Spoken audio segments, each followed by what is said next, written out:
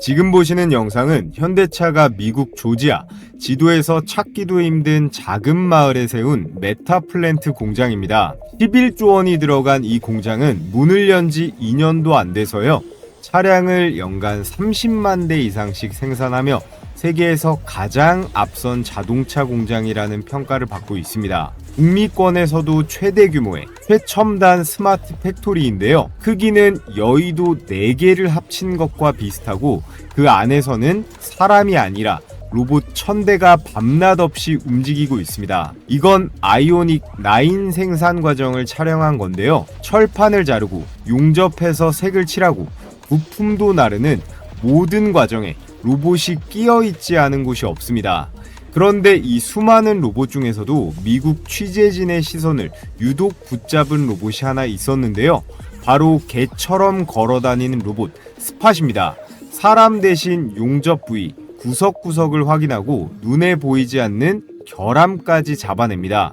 그리고 이 로봇을 만든 회사가 여러분들도 다 아시는 현대차 그룹이 인수한 보스톤 다이내믹스예요. 그런데 정확히 같은 시기 한국 울산에서는 전혀 다른 장면이 펼쳐지고 있었죠. 찬성률 86%, 현대차 노조가 압도적인 찬성으로 파업을 결정한 겁니다. 노조에선 기존 시급제에서 완전 월급제 도입을 요구했는데 원래대로라면 현대차 경영진은 밤새 대책을 세우고 있어야 정상입니다. 그런데 이상하게도 파업 첫날 현장 분위기는 이전과는 다르게 담담한데요. 이유는 다들 아실 거예요. 조지아 메타플랜트 공장에서 이미 로봇 1000대가 사람 몫을 대신하고 있는 회사에게 울산 공장의 파업은 예전만큼 치명적이지는 않습니다. 공교롭게도 바로 며칠 전 현대차 그룹은 이 로봇을 만든 보스톤 다이내믹스의 지분을 100% 전량 사들이기로 결정했어요. 노조가 파업 카드를 꺼낸 바로 그 순간 정의선 회장은 로봇 회사를 통째로 손에 넣은 거예요. 자, 그래서 오늘 영상에서는 이 두 가지 사건이 어떻게 하나로 얽혀 있는지, 그리고 30년 넘게 반복되고 있는 노사협상의 공식이 어떻게 흘러갈지, 여기서 정의선 회장의 수십조 원짜리 지배구조 승계 계획에 대해 말씀드려 볼 건데요. 여기에 최근 정부가 새로 꺼내든 규제 카드까지 체크를 하면 오늘의 대박 추천주 하나를 발견할 수 있습니다. 삼성전자, SK 하이닉스 다음으로 우리가 반드시 주목해봐야 할 현대차 관련 대박주, 이 로봇 전쟁의 승자가 누구인지 끝까지 보시면 다음 돈 벌 기회가 보이실 겁니다. 자, 지금부터 본격적으로 영상 시작해 볼 텐데 시청하시는 모든 분들 구독이랑 좋아요 한 번씩 부탁을 드리겠습니다. 노사협상은 결국 상대방이 가장 아파하는 곳을 누가 먼저 쥐느냐의 싸움입니다. 현대차 노조에게는 오랫동안 아주 강력한 무기가 있었죠. 바로 울산 공장이에요. 자동차 한 대를 생산하려면 수많은 부품이 정해진 시간에 들어와야 되고 수백 개의 공정이 정확한 순서대로 이어져야 합니다. 한 공정이 멈추면 어떻게 될까요? 그 뒤에 연결된 공정도 줄줄이 멈출 수밖에 없습니다. 생산이 중단되면 완성차의 출고도 밀리겠죠. 협력업체의 부품 납품 그리고 수출 일정까지 연쇄적으로 흔들릴 수밖에 없습니다. 그래서 과거부터 현대차 노사협상의 공식은 굉장히 단순했어요. 노조가 먼저 파업을 예고합니다. 그러면 생산에 차질이 생기겠죠. 회사는 손실을 막기 위해서 협상안을 높일 수밖에 없어요. 잠정 합의안이 나오면 생산 라인이 다시 가동됩니다. 그래서 파업이라는 카드를 들이밀면 생산에 차질이 생기고 사측이 양보하고, 이 공식이 오랫동안 반복될 수 있었던 이유는 울산 공장을 대체하기가 굉장히 어려웠기 때문이에요. 그렇지만 지금은 상황이 달라졌죠. 현대차 그룹은 미국과 유럽, 인도 같은 세계 각지에다가 생산 기지를 구축했고요. 새로 건설하는 공장은 처음부터 만들 때부터 AI와 자동화를 전제로 설계하고 있습니다. 과거에는 공장이 멈추면 사측이 협상안을 높이는 것 외에는 선택지가 많지 않았습니다. 지금은 해외 생산 그리고 자동화 확대라는 새로운 카드가 생긴 거예요. 노조가 공장을 멈출 때마다 회사는 한 번의 파업 손실만 계산하지 않습니다. 사람이 수행하던 작업을 자동화했을 때 줄어들 수 있는 비용과 생산의 변동성까지 함께 계산을 하는 건데요. 그렇기 때문에 자동화 시대에는 생산 중단이 반복될수록 기업이 로봇의 투자를 확대할 이유도 함께 강해질 수밖에 없습니다. 노조가 꺼낸 파업 카드가 오히려 현대차의 로봇 전환을 앞당기는 부메랑이 되고 있는 거예요. 이번 현대차 노사 협상의 표면적인 쟁점은 임금과 성과급 그리고 정년입니다. 노조는 순이익의 30%를 성과급 재원으로 배분하고 정년을 최대 65세까지 연장할 것을 요구하고 있습니다. 그리고 여기서 더 중요한 내용, 바로 앞으로 일자리를 누가 가져갈 거냐예요. 노조는 새로운 AI 기술과 자동화 설비, 로봇을 생산 현장에 도입할 때 사전에 협의해라. 그리고 기존 근로자의 고용을 보장해라. 이 두 가지를 핵심적으로 요구하고 있어요. 이 요구가 임금 협상 테이블에 정식으로 올라왔다는 이 사실 자체가 중요하다고 할 수 있습니다. 노조가 저런 요구를 했다는 건 로봇이 더 이상 먼 미래의 기술이 아니라는 뜻이겠죠. 지금까지 공장에서 로봇이 맡았던 일은 주로 용접이라던가 도장처럼 위치가 고정된 작업이었어요. 로봇팔은 같은 자리에서 같은 동작을 반복했습니다. 사람과 로봇의 역할이 분명하게 나뉘어져 있었어요. 그런데 휴머노이드 로봇으로 넘어오면서 많이 달라졌죠. 사람이 걷는 통로를 그대로 이용하고요. 사람이 사용하는 작업대 앞에 설 수도 있습니다. 또 상황에 따라 다른 부품을 집어서 옮길 수도 있어요. 기존 생산 라인을 전부 뜯어 고치지 않고도 사람이 일하던 공간에 그대로 투입될 수 있습니다. 로봇팔은 하나의 공정만 자동화했는데요. 휴머노이드 로봇은 사람이 담당하던 작업 단위 전체를 가져갈 수 있습니다. 그리고 현대차 그룹은 이 로봇을 언제, 어디에, 어떤 업무부터 투입할지 이미 결정을 내린 건데요. 지금 보시는 로봇이 보스톤 다이내믹스의 휴머노이드 로봇 아틀라스입니다.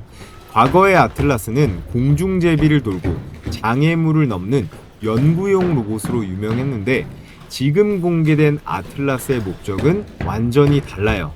보여주기 위한 로봇이 아니라 실제 공장에서 일하기 위해 만들어진 제품형 로봇이에요.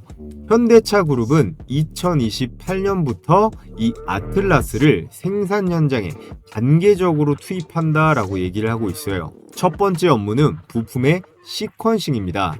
자동차를 조립하려면 차종과 옵션에 맞는 부품을 정확한 순서대로 준비해야 돼요. 아틀라스가 여러 부품 가운데 필요한 부품을 찾아서 짚고 조립 순서에 맞춰 생산 라인에 공급하는 겁니다. 2030년부터는 부품 조립까지 업무가 확대될 예정이에요. 부품을 찾아서 짚고 옮기고 직접 조립하는 단계로 넘어가는데 여기서 가장 중요한 숫자 3만 대예요. 현대차는 2028년까지 매년 3만 대씩 로봇을 생산할 수 있는 양산 체제를 구축할 예정이에요. 미국에는 연간 3만 대 규모의 로봇 생산 시설도 들어섭니다. 한두 대를 시험적으로 공장에 넣어보는 실험이 아니에요. 처음부터 수만 대 생산을 전제로 공급망을 만들고 있는 겁니다. 자, 그리고 여기에 자동차를 대량 생산해온 현대차 그룹의 가장 강력한 능력이 있습니다. 보스톤 다이내믹스는 로봇을 설계하고 움직이는 기술을 가지고 있어요. 그리고 현대차와 기아는 어때요? 수십만 대의 제품을 같은 품질로 생산하는 그런 공장을 가지고 있습니다. 현대 글로비스는 부품과 완제품을 운송하는 물류망을 가지고 있고요. 현대 모비스는 로봇의 몸을 움직이는 핵심 부품을 담당할 수 있어요. 현대차 그룹은 자동차를 만들던 이런 구조를 그대로 복제해서 로봇을 또 하나의 자동차처럼 대량 생산이 가능한 테슬라의 옵티머스와 어깨를 나란히 할 수 있는 전 세계 유일한 기업이라고 할 수 있습니다. 자, 그런데 여기서 중요한 내용이 있어요. 현대차가 보스톤 다이내믹스의 지분 100%를 확보한 이유는 단순히 로봇 생산 때문이 아니에요.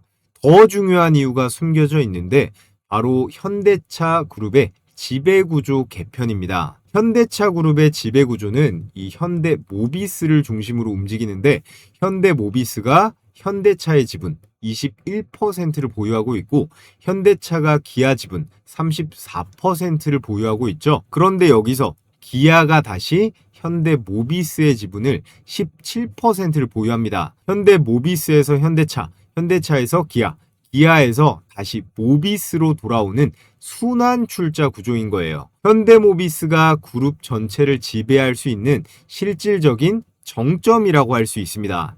문제는 정의선 회장이 정작 현대모비스 지분 0.3%밖에 없다는 점이에요.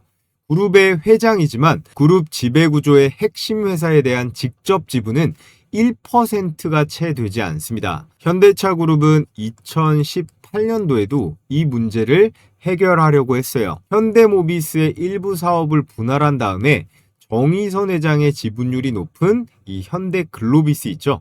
이 현대글로비스와 합병하는 개편안을 추진했습니다. 하지만 합병 비율이 이 총수에게 유리하다는 국내외 주주들의 반대가 거세졌고요. 현대차 그룹은 결국 이 안을 철회할 수밖에 없었어요. 이후 정의선 회장에게 아주 결정적인 카드가 생겼는데 그게 바로 보스톤 다이내믹스입니다. 보스톤의 지분은 현대 계열사들만 보유하고 있는 게 아닙니다. 정의선 회장도 개인 자금을 투입해서 약 22%대의 지분을 직접 보유하고 있는데요. 이번에 소프트뱅크의 이 9%까지 인수하면서 완전 현대그룹의 자회사가 됐죠. 자, 그래서 현대모비스 지분은 0.3%, 보스톤 다이내믹스 지분은 22%대. 이 두 숫자의 차이를 보시면 정의선 회장에게 보스톤 다이내믹스가 왜 중요한지 바로 이해할 수 있습니다.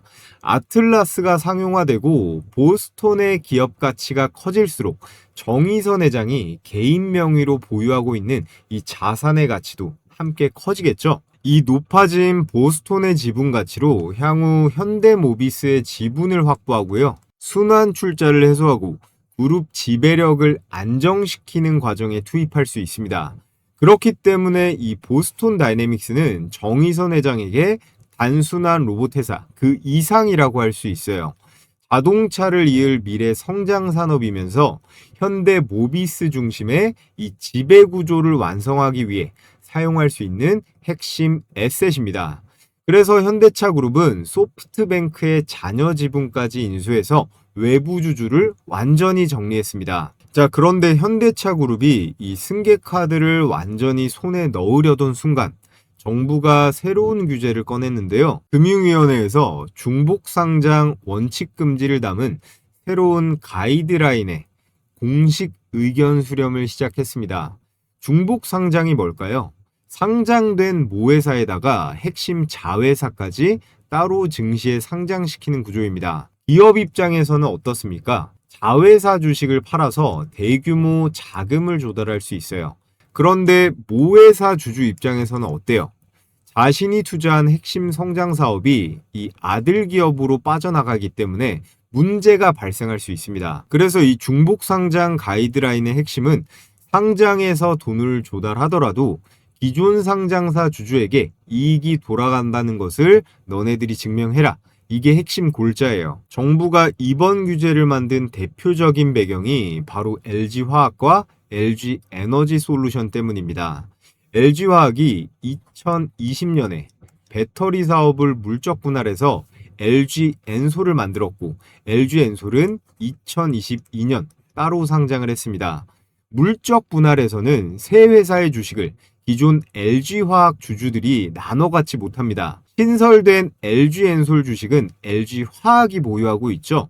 그런데 LG화학 주주들은 배터리 사업의 성장성을 보고 이 LG화학에 투자를 했는데 정작 배터리 사업이 별도로 엔솔로 떨어져 나가서 상장이 돼도 이 엔솔 주식을 직접 받지는 못한 거예요. 그래서 자회사의 가치가 커져도 모회사 주주에게 그 가치가 전부 전달되지 않는 이른바 지주회사 할인 문제가 발생하는 겁니다. 정부는 이제 이런 방식의 상장을 그대로 허용하지 않겠다는 거예요. 그래서 이번에 새로 낸 가이드라인을 보면 모회사 이사회는 자회사 상장이 주주에게 어떤 영향을 주는지 영향 평가를 해야 됩니다. 자회사의 주식 현물 배당과 현금 배당, 그리고 자사주 소각 같은 주주 보호 방안을 따로 마련을 해야 되고요. 독립적인 특별위원회가 이것들을 심의해서 모회사 이사회가 상장에 찬성하는지 반대하는지 결의한 다음에 전 과정을 이렇게 단계별로 공시를 해야 됩니다. 이 의무는 자회사를 한국이 아니라 보스톤 다이내믹스처럼 나스닥 같은 해외에 상장시켜도 똑같이 적용을 한다는 거예요. 물론 보스톤 다이내믹스는 LG 엔솔처럼 물적 분할로 만든 회사는 아닙니다. 그래서 주주 동의가 자동으로 의무화되는 구조는 아니지만 주주 동의를 받지 않고 나스닥 상장을 추진하면 거래소에서 주주 보호 조치가 충분한지를 심사를 하겠다는 거예요. 정부가 보스톤의 상장을 금지한 것은 아닙니다. 금지를 할 수도 없어요. 대신에 정의선 회장과 이 계열사들만 이익을 가져가는 구조로는 상장을 진행할 수 없도록 이런 시스템을 만든 겁니다. 그래서 이것도 한 줄로 요약을 하면 보스톤 다이내믹스를 상장하려면 현대차와 현대모비스, 기존 상장사 주주들에게도 니네들이 하는 이 로봇 사업에 이익이 돌아간다, 이 사실을 보여주라는 겁니다. 여기서 현대차 그룹이 받는 압박은 두 개로 나눌 수가 있겠죠. 첫 번째, 울산에서는 노조가 생산 라인을 멈추면서 로봇 도입에 제동을 걸려고 하고 있습니다. 자본시장에서는 정부가 보스톤 다이내믹스 상장 과정에서 일반 주주 보호를 요구하고 있어요. 노조는 생산을 막고 정부는 간편한 현금화를 지금 막고 있습니다. 하지만 정의선 회장이 해결해야 할 지배구조 문제는 그대로 남아있죠. 그래서 현대차에서 선택할 수 있는 답은 하나입니다. 단순해요. 보스톤 다이내믹스의 가치를 단순히 상장을 해가지고 현금화하는 것에 그치지 않고 이 로봇 사업의 실제 매출과 이익을 기존 상장되어 있는 계열사 안으로 가져와야 됩니다. 그래야 보스톤 다이내믹스가 성장할수록 현대차 그룹의 일반 주주들도 함께 이익을 얻는 구조를 만들 수가 있겠죠. 자, 그런데 주식시장에서 위험한 착각이 하나 있습니다. 미래 산업이 성장을 하면 그 산업과 이름이 연결된 모든 기업이 다 대박난다, 돈을 벌 거다라는 착각이에요. 보스톤 다이내믹스가 상장을 하면 가장 큰 주목을 받는 회사는 어딜까요? 당연히 보스톤 다이내믹스겠죠. 하지만 상장 이전부터 실제 매출을 가져가는 그런 회사는 따로 있습니다. 아틀라스 한 대를 생산할 때마다 반드시 들어가는 부품, 이 아틀라스의 팔, 다리, 허리를 돌리고 무거운 부품을 들어 올리게 만드는 로봇의 관절, 그리고 근육인 액추에이터예요. 현대차 그룹은 CES 2026부터 계열사별 로봇 사업 역할을 공식적으로 분류했습니다. 자, 앞서 말씀드린 내용이죠. 현대차와 기아는 생산 시설과 제조 데이터를 제공하고요. 현대글로비스는 물류와 공급망을 담당합니다. 또 보스톤 다이내믹스는 로봇 설계, AI와 움직임을 담당하죠. 그리고 액추에이터를 개발하고 표준화해서 대량 생산하는 오늘의 대박 추천주, 바로 현대모비스입니다. 현대차가 이제 단순히 차만 만드는 회사가 아니듯이 현대모비스도 자동차 모듈 AS 부품을 공급하는 회사에서 끝나지 않습니다. 현대모비스는요, 보스톤 다이내믹스와 공식적으로 협력해서 차세대 휴머노이드 로봇 아틀라스에 들어가는 고성능 액추에이터를 개발하고 있습니다. 현대모비스가 자동차의 부품 설계, 그리고 대량 생산 능력을 활용해서 로봇 핵심 부품을 표준화하고요, 공급망을 구축한다, 이런 공식 발표도 있었습니다. 액추에이터는 쉽게 말해서 로봇의 관절과 근육이죠. 이렇게 어깨부터 손, 무릎에도 들어가고요. 인간의 관절이 있는 이런 목 같은 모든 부위에 그대로 다 들어간다고 보시면 되는데, 아틀라스는 팔다리가 360도 돌아가기 때문에 인간보다 더 들어갈 수도 있습니다. 제어 장치에서 명령을 받으면 모터와 감속 장치를 움직여 로봇의 팔, 다리, 허리를 실제로 움직이게 하는 거예요. 로봇이 팔을 들 때도 필요하고, 무릎을 구부려서 걸을 때도 필요하고, 무거운 물건을 들어서 옮길 때도 필요합니다. 휴머노이드 로봇 한 대를 만들려면 이 액추에이터 수십 개의 관절이 들어가는데, 로봇 한 대의 생산량이 증가하면 필요한 액추에이터 수량은 수십 배로 훨씬 큰 단위로 늘어나겠죠. 현대차 그룹의 로봇 생산 목표가 연에 3만 대라고 말씀을 드렸습니다. 아틀라스는 2028년부터 부품 시퀀싱 작업에 투입되고 2030년이 되면 조립 공정으로 역할을 확대합니다. 로봇이 연구실을 벗어나서 실제 공장에 투입되는 순간 이 액추에이터는요, 기대감이 아니라 바로 매출로 직결이 되는 거예요. 그리고 현대 모비스의 강점은 부품을 한두 개 만들어내는 기술에만 있지 않습니다. 진짜 강점은 이 대량 생산이에요. 연구실에서 작동하는 액추에이터 한두 개를 만드는 것과 매년 수만 대의 로봇에 들어가는 이 다양한 액추에이터를 같은 품질, 같은 가격으로 생산하는 것은 완전히 차원이 다른 문제죠. 이게 바로 테슬라와 현대차가 다른 로봇 기업을 압도하는 점입니다. 로봇이 공장에서 하루 종일 작업을 하려면 수천 번 같은 동작을 반복해도 고장이 나면 안 되겠죠. 무거운 부품을 들어도 출력이 일정해야 됩니다. 작동 중에 혹시나 문제가 발생하면 즉시 교체할 수 있도록 글로벌 공급망과 유지보수 체계도 필요하겠죠. 현대모비스는 이 여러 가지 자동차 부품 사업을 통해서 이미 이 능력들을 전부 갖추고 있습니다. 그리고 로봇 사업은 단순히 액추에이터 하나에서 끝나지 않는데, 현대모비스는요, 이런 핸드그리퍼, 그리고 배터리팩과 센서 제어기까지 로봇 부품의 범위를 계속해서 확장하고 있어요. 핸드그리퍼는 로봇의 손이고요. 센서는 사람의 눈과 촉각의 역할을 합니다. 그리고 제어기는 몸 전체를 움직이게 하는 신경계, 배터리팩은 로봇을 장시간 움직이게 만드는 에너지원이라고 볼 수 있습니다. 현대모비스가 이 부품들을 하나씩 확보하면요, 액추에이터 공급사를 넘어서 휴머노이드 로봇의 핵심 부품 패키지를 공급하는 그런 패키지 회사가 될 수도 있습니다. 여기에 현대모비스가 가진 두 번째 가치로 연결이 되는 거예요. 현대모비스는 보스톤 다이내믹스의 직접 주주입니다.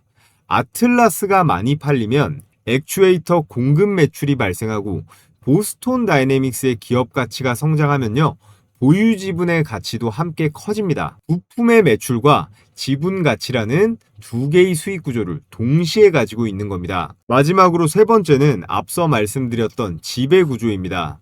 정의선 회장이 그룹의 순환 출자를 해소하고 지배력을 강화하려면 결국에는 현대모비스 지분을 확보해야 돼요. 보스톤 다이내믹스가 승계를 위한 자산이라면 현대모비스야말로 승계가 최종적으로 도착해야 할 목적지입니다.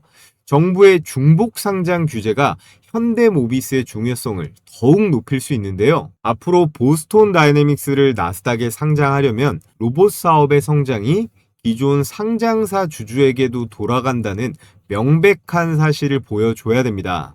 그리고 현대차가 제시할 수 있는 가장 분명한 주주가치 연결고리가 바로 현대모비스의 부품을 가져다 쓰는 것보다 좋은 게 있을까요? 보스톤 다이내믹스가 상장을 하고 아틀라스의 생산량이 늘어납니다. 그리고 현대모비스의 액추에이터 공급량도 늘어나겠죠. 로봇 부품 사업이 현대모비스의 새로운 매출로 찍히는 거예요. 이렇게 연결이 돼야 모 회사와 계열사 주주들도 보스톤 다이내믹스 성장의 이익을 공유할 수 있는 구조가 완성이 된다고 할 수 있습니다. 최종 결론을 내보면 현대모비스는 현재 핵심적인 세 가지 위치를 동시에 차지하고 있어요. 첫 번째, 아틀라스에 들어가는 핵심 부품 액추에이터를 공급합니다. 두 번째, 보스톤 다이내믹스의 지분을 직접 보유하고 있다. 세 번째, 정의선 회장의 지배구조 개편에서 반드시 확보해야 되는 그룹의 정점이에요. 시장에서는 현대모비스를 여전히 자동차 부품 회사로 바라보고 있습니다. 과거에는 차가 많이 팔릴수록 현대모비스의 부품 매출이 증가했어요. 앞으로는 자동차뿐 아니라 이 휴머노이드 로봇이 생산될 때마다 현대모비스의 부품이 들어갑니다. 현대차가 자동차 회사를 넘어서 피지컬 AI, 로봇 회사로 탈바꿈을 했잖아요. 그 변화의 핵심 부품을 공급하는 회사, 그리고 보스톤 다이내믹스의 성장과 정의선 회장의 승계, 정부의 중복 상장 규제까지 이 모든 결론은 현대모비스로 귀결됩니다. 현대모비스도 현대차랑 마찬가지로 6월 80만 원대에서 현재 40만 원대까지 40% 이상 빠졌죠. 지금이 저점 매수할 수 있는 아주 매력적인 매수 기회라고 보여지니까 우리 시청자분들, 구독자분들 현대모비스 꼭 관심을 가져보시라 말씀을 드리겠고요.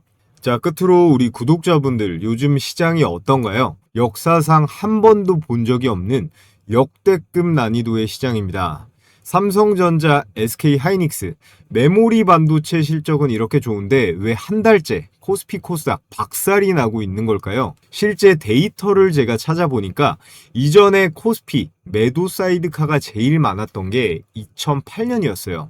금융위기 말이었는데 이때 매수 매도 사이드카 합쳐서 26번이 있었거든요.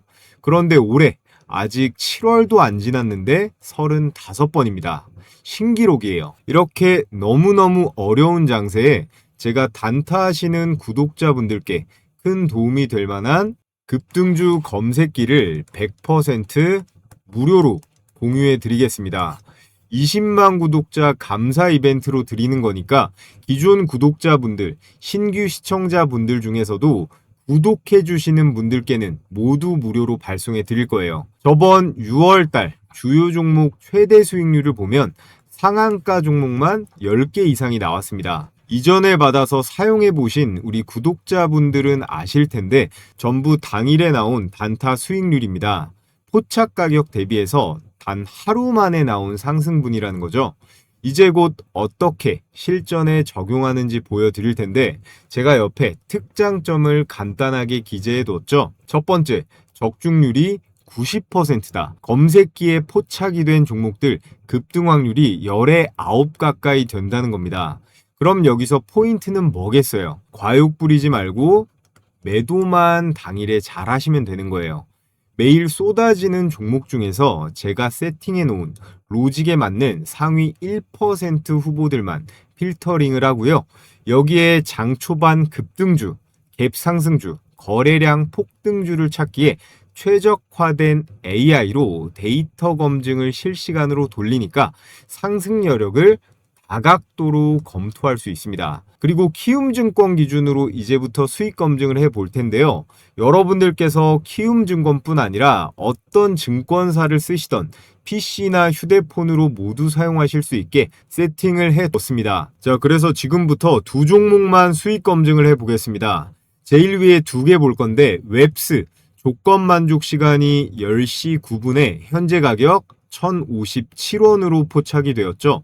자, 분봉으로 웹스 차트를 보면 10시 9분, 7월 16일 10시 9분 시가 1057원, 저점에서 정확하게 잡힌 거 체크가 되고 오후 되면서 N자형으로 상승이 나오면서 1290원, 안정적인 양봉 마감, 매수가 대비해서 대략 22%대 당일 수익 실현이 충분히 가능한 그런 종목이었습니다. 자, 다음으로 삼성공조 조건 만족 시간 9시 39분에 현재 가격 11,200원이죠. 역시나 분봉으로 보면 9시 39분 시가 11,200원 확인이 되고 이 주식도 거의 최저점에서 잡아냈죠.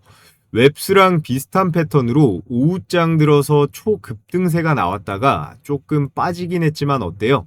13,000원대 윗꼬리단 양봉 마감, 매수가 대비해서 21%대 수익 실현은 넉넉하게 가능했다.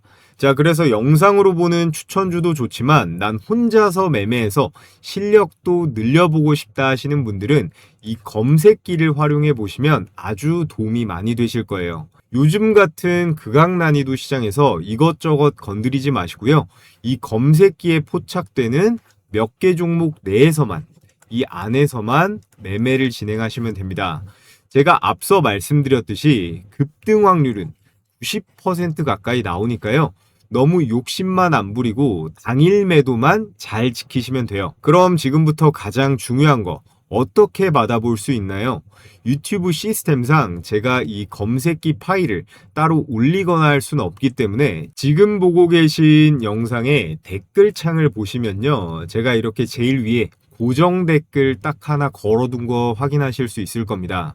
이 구글 설문 링크 통해서 신청해 주시면 되고요. 오늘 저를 처음 보신 신규 시청자분들도 구독해 주시고 이렇게 구독했다고 체크만 해주시면 제가 100% 무료로 보내드리도록 하겠습니다. 밑에 받아보실 정보와 함께 제출 버튼까지 꼭 클릭을 해주셔야 되고요. 전부 제 채널 성장을 위해서 무료로 보내드리는 만큼 구독이랑 좋아요 한 번씩 부탁을 드리겠습니다. 자, 그럼 오늘도 시청해 주셔서 감사드리고 저는 좋은 종목 준비되면 또 찾아뵙겠습니다.